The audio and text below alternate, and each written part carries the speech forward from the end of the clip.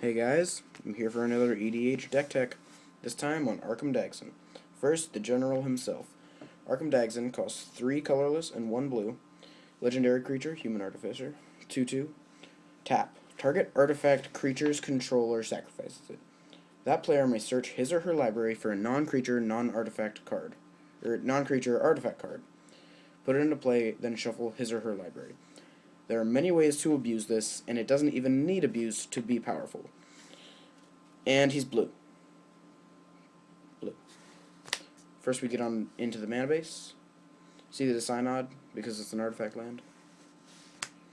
Cephalid Colosseum. It's some draw, and it produces mana. Mazavith stops meddlesome attackers. Academy Ruins recur artifacts. Reliquary Tower, you don't have to discard your hand at the end of turn. Talaria West gets a few of the cards that I will show later. Buried Ruin recurs your artifacts. And then I run... Whoops. One moment.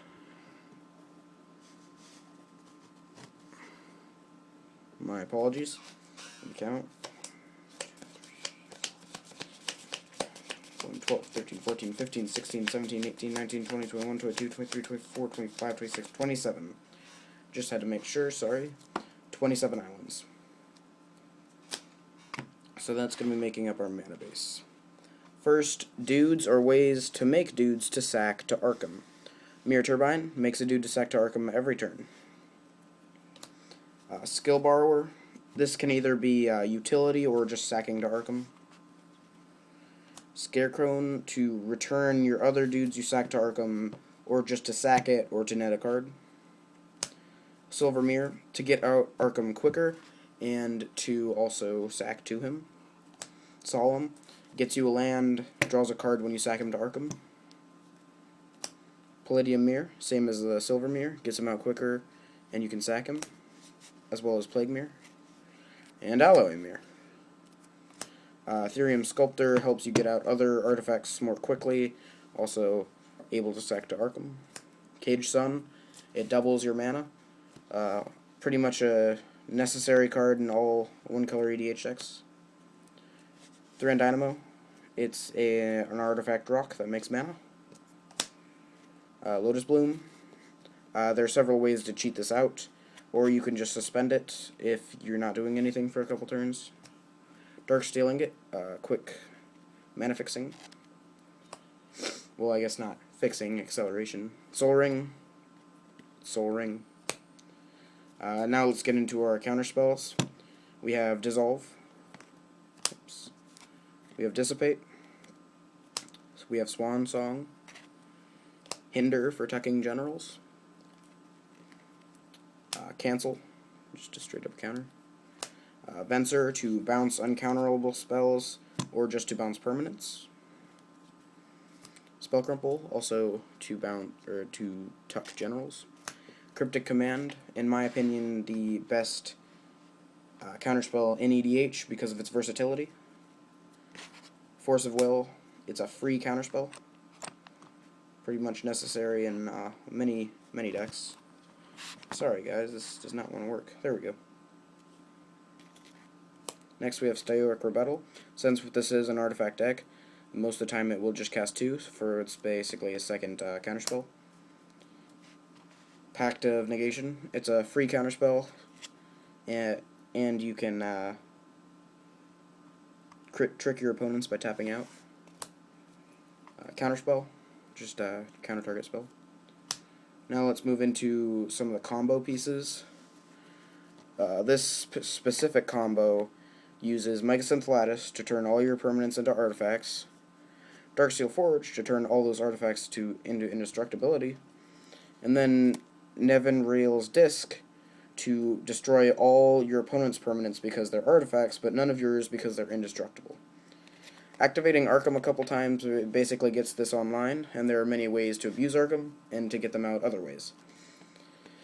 And also, next is Mycosynth Lattice and Mumnarch. 4 mana, I take whatever I want.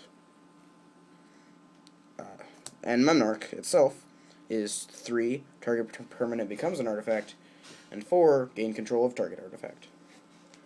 Next we have Sensei's Top. This comes into play with a different combo I'll show you later.